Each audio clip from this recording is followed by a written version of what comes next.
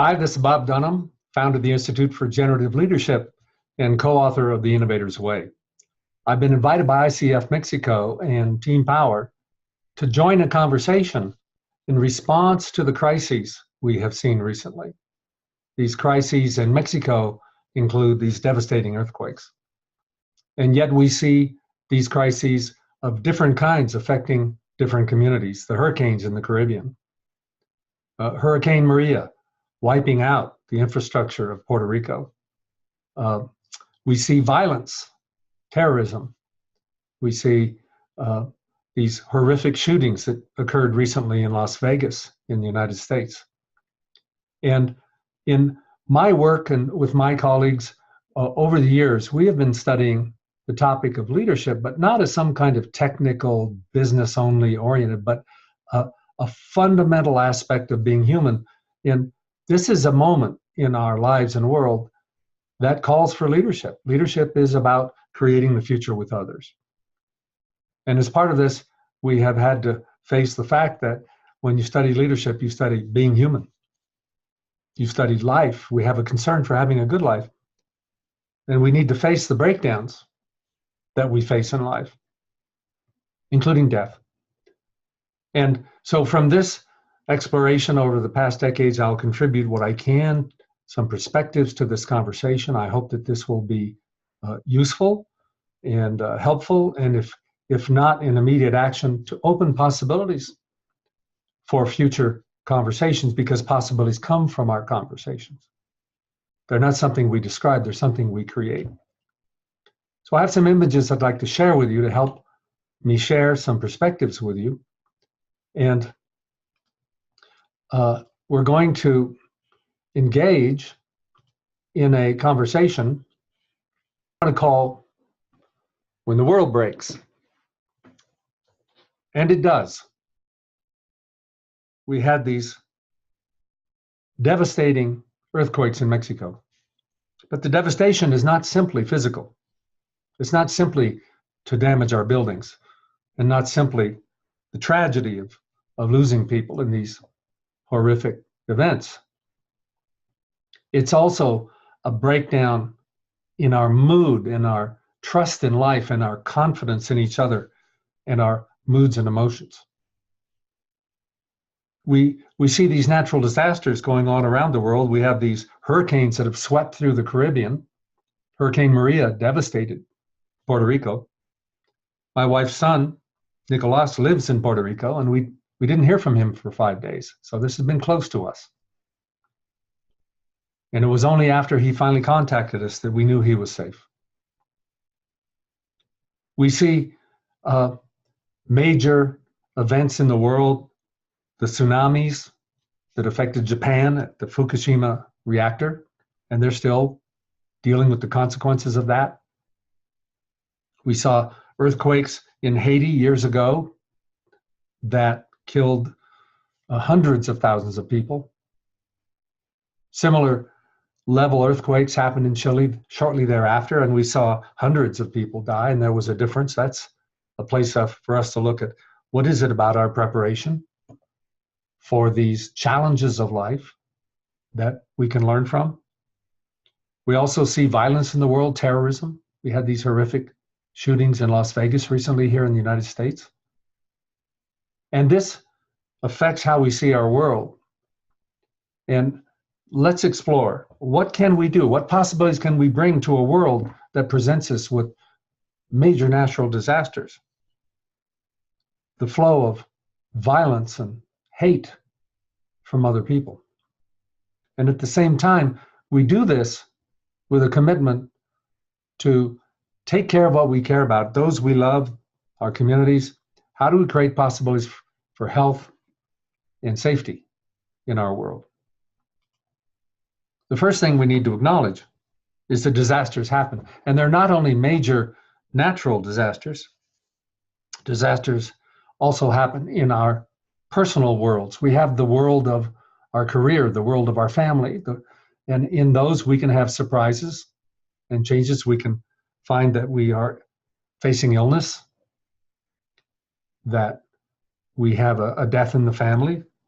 In my family, we recently had a a death in our immediate family. And so, what is the way that we engage and cope with this part of life? One of the ways that we can look at this is, what do we do? But I want to open up the conversation with you, not only what do we do, because often what we do is like react in the moment, take care, do what we need to do, of course, but also what can we learn? What do these challenges show us that we can prepare for the future? And as we do so, face the common sense of our past, that one of the places that we can land that is not helpful for us is the desire for control. That if we just did enough, we would control things. We would not have these problems. And yet life is too big, too complex.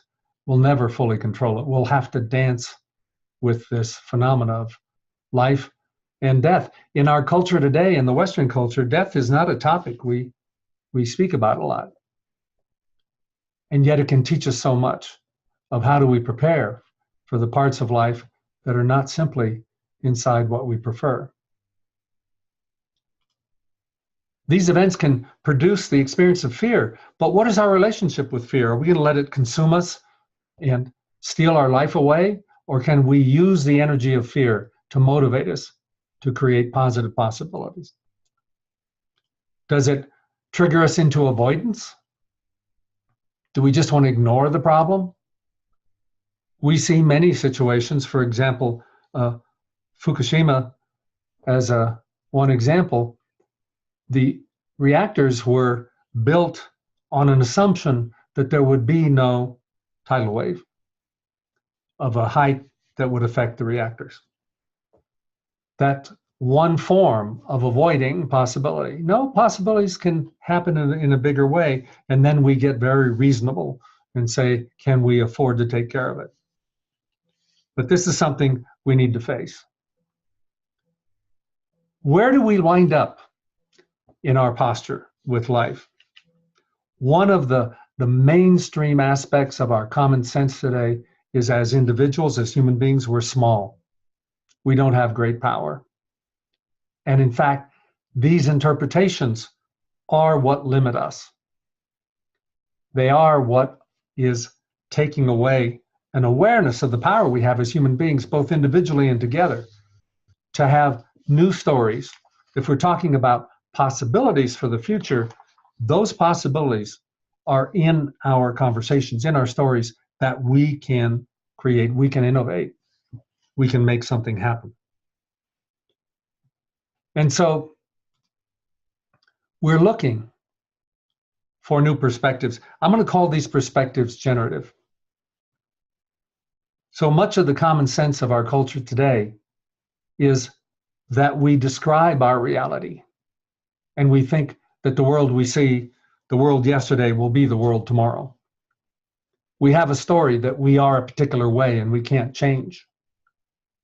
And in these stories, we find our own limitations because we've never had the experience or been told that we are the author of those stories and the co-author of those stories. Many of them are given to us from our past. But if we change those stories, we can take perspectives that are more generative, which means that they reveal action we can take. So let's look at some of these perspectives we have for how we see ourselves, how we see our world, and even the issues of life and death as part of a good life, not by being morbid, not by being dark, but by creating a higher appreciation for the gifts of life. In doing this, I want to show that in the way that we live as human beings, we have places where we take action. We have conversations where we have possibility and we describe them. And then there is a set of conversations we live in that are rarely spoken, but they shape what we see and what we do. We call them context conversations. And if we don't change context, we're trapped. We're trapped in a set of world interpretations that may not serve us, may not open possibilities. And so I'm going to share with you some of what we've learned in our learning journey that can help us see our world and take better action with it. I'll give you a very pragmatic example. A physician is trained to see human bodies and health situations in a way that I am not trained. They see a different world. They see with different eyes. And the eyes that they have allow them to make assessments and take actions that produce outcomes that I cannot do because they live in a different context. And that's what we want to do with our own life journey, of a context of being a human being that produces a good life. So one of the principles that we found that is extraordinary is the principle that our future and all our results come from prior conversations. We call these conversations generative because they're the ones in which we declare who we are, the way things are. It's our stories about life, about the world. And this is a place that in our culture, we haven't been trained to pay attention.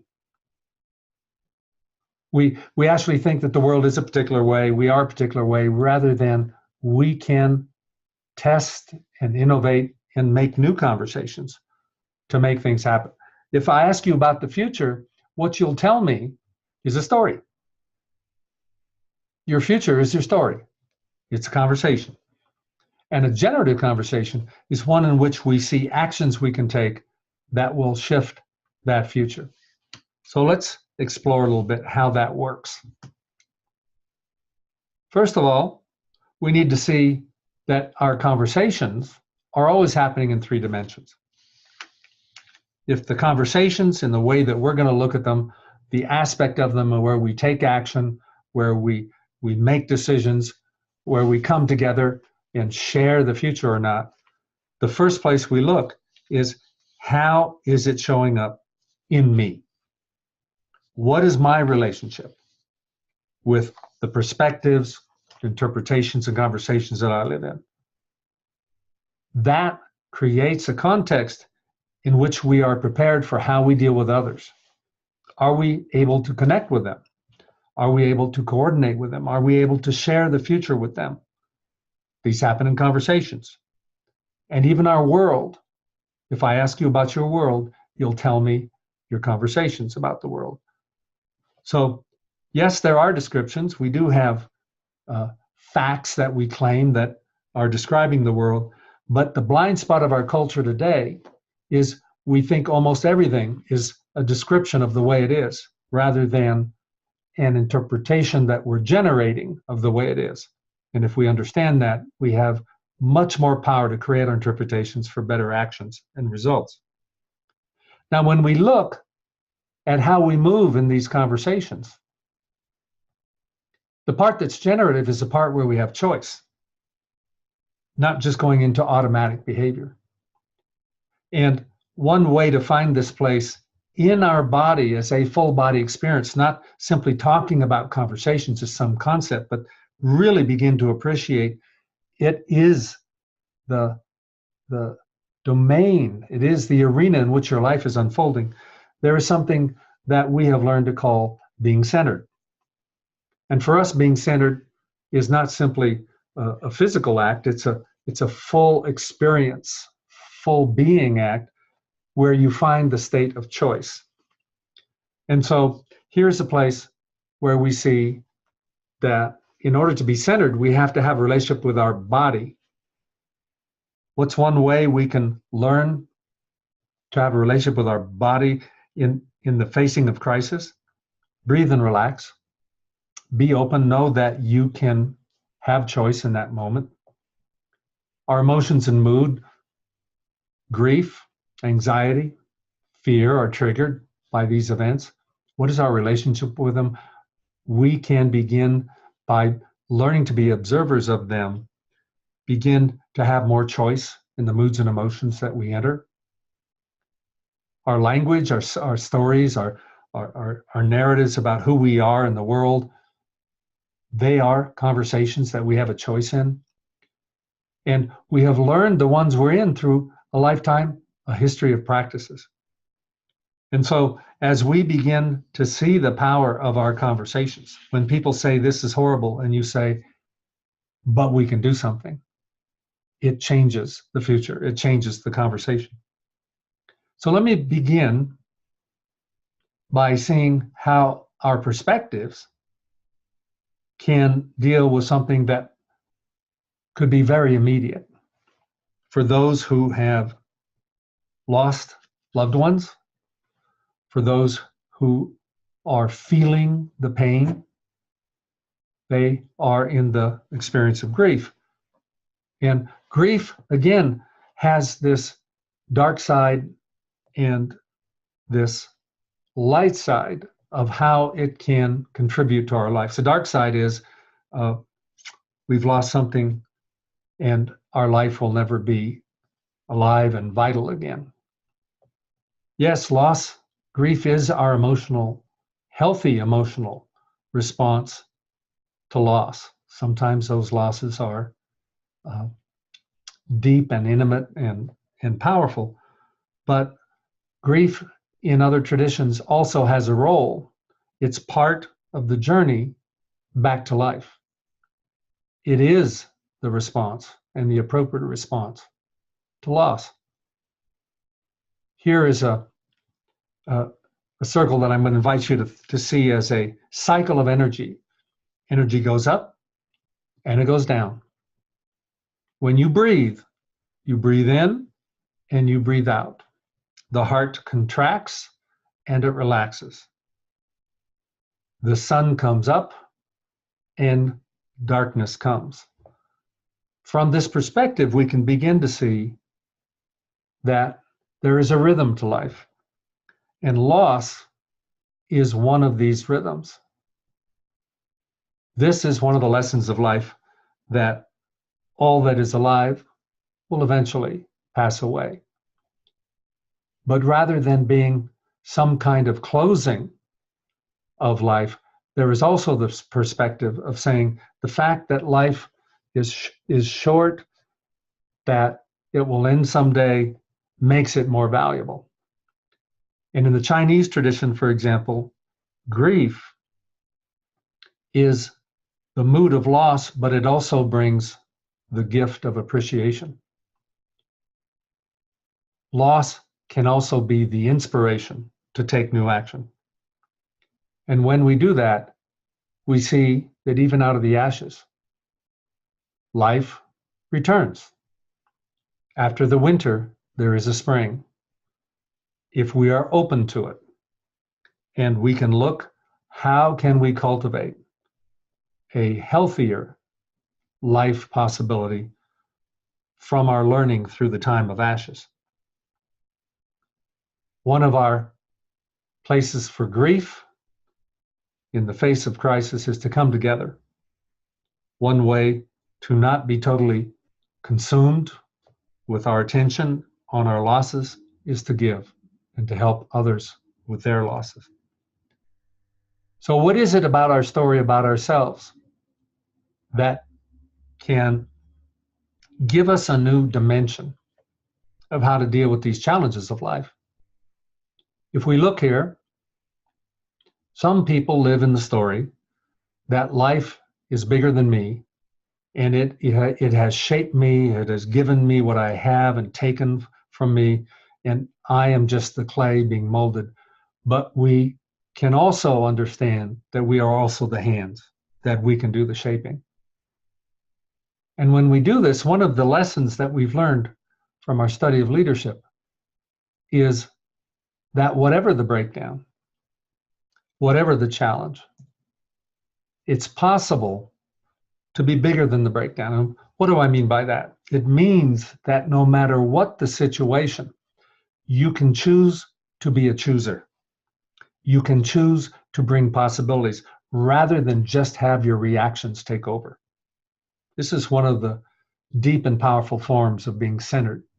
Find your place of choice and move forward.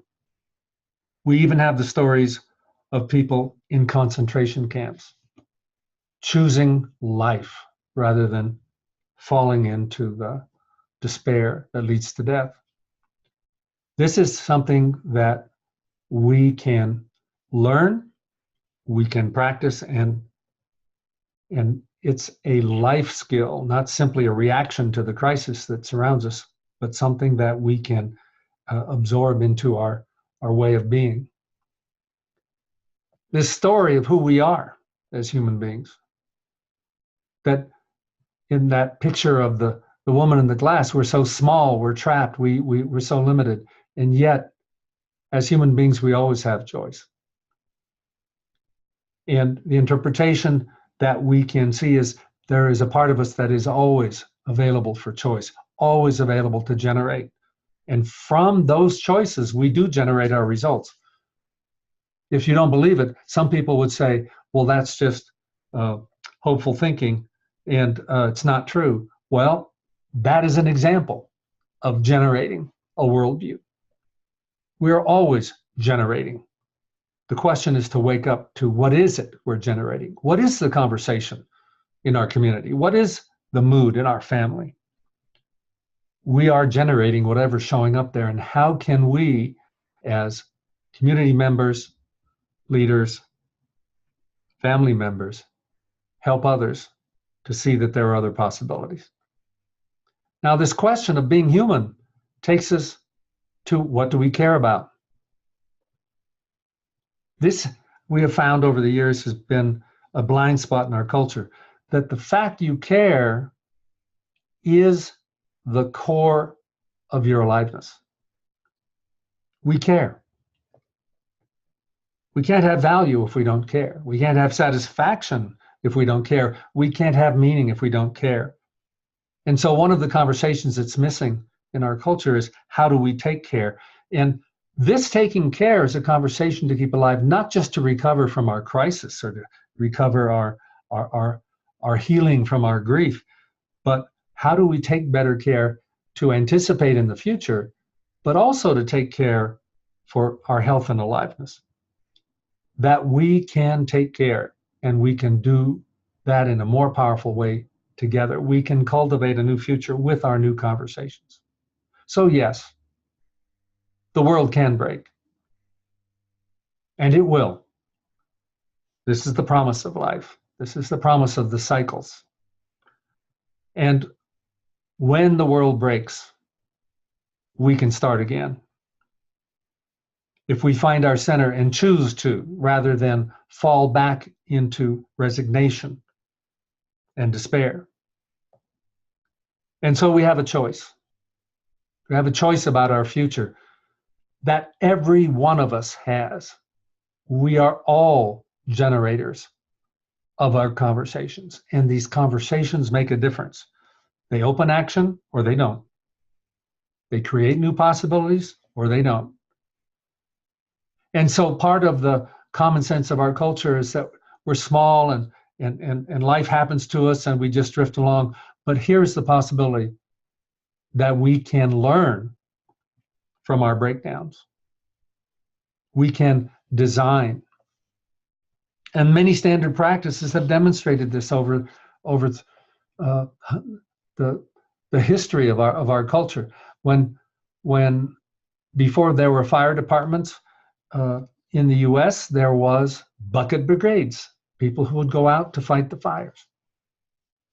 And then we began to refine in our preparation and our anticipation. We can now go to anticipation, and we began to have new rules for how we built buildings so we would have less fires.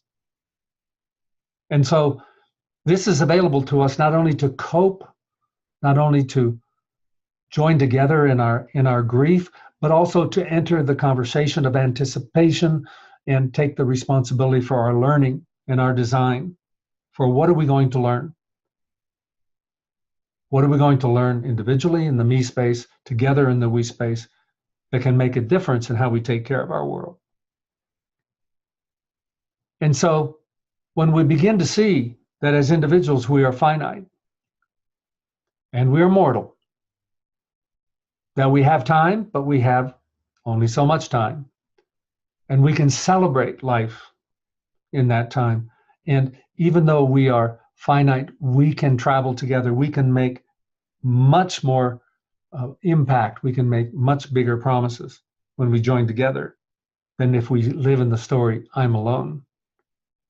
I take care of only myself. That is a new conversation that I invite us to from our learning in facing our world. And when we do that, new conversations, we can make a path to the future.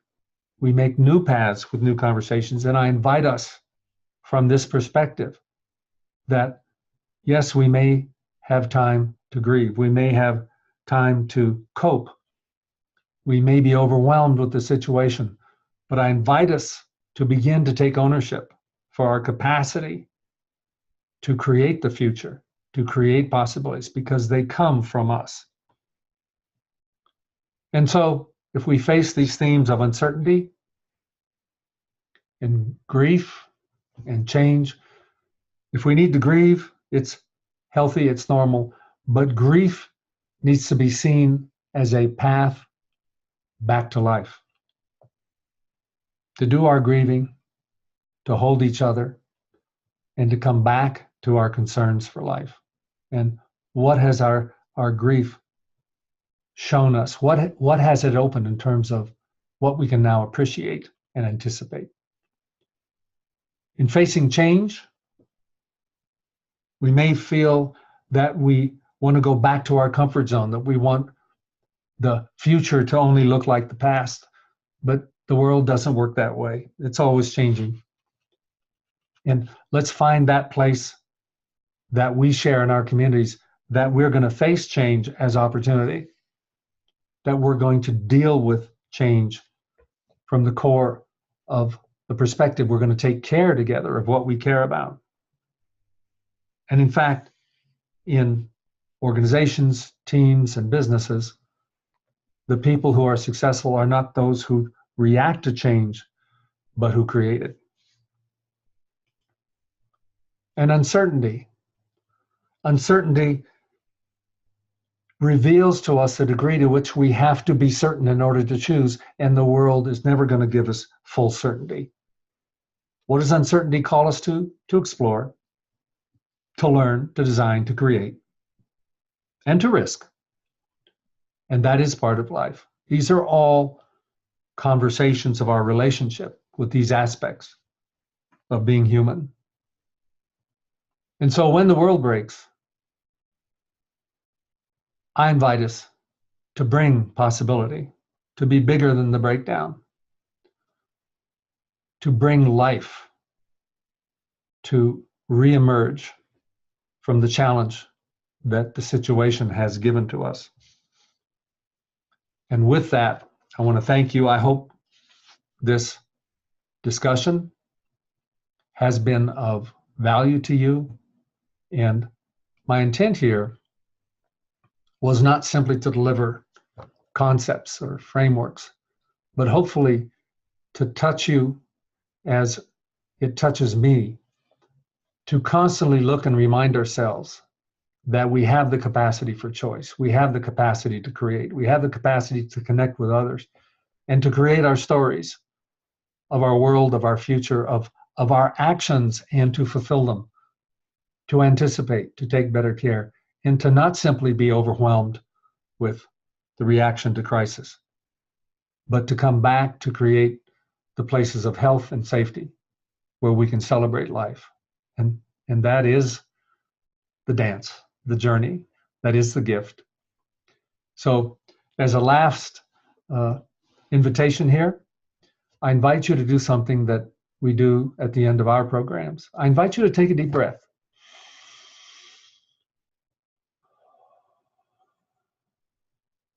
And to remember, you did not earn that breath. It is given to you as a gift. Every moment of life is a gift. And as we are facing the challenges of life, remember its gift and keep open to what am I going to do with this gift. Thank you very much.